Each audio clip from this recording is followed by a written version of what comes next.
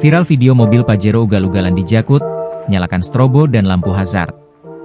Sebuah mobil Mitsubishi Pajero berwarna hitam dengan nomor polisi B2345 RFT melaju ugal-ugalan setelah keluar dari Mall Mangga 2 Square, Ancol, Pademangan, Jakarta Utara, Jumat, 18 April 2025, pukul 3 waktu Indonesia Barat.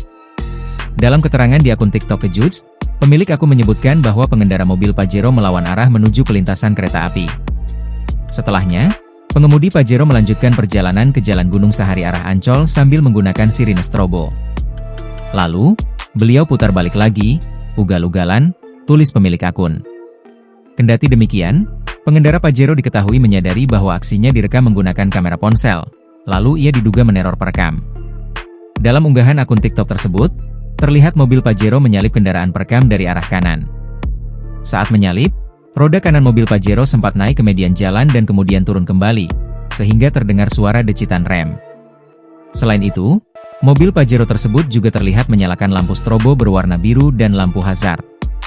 Setelah itu, mobil Pajero melaju dan kemudian berhenti di sebuah persimpangan lampu merah, tepat di belakang perekam video.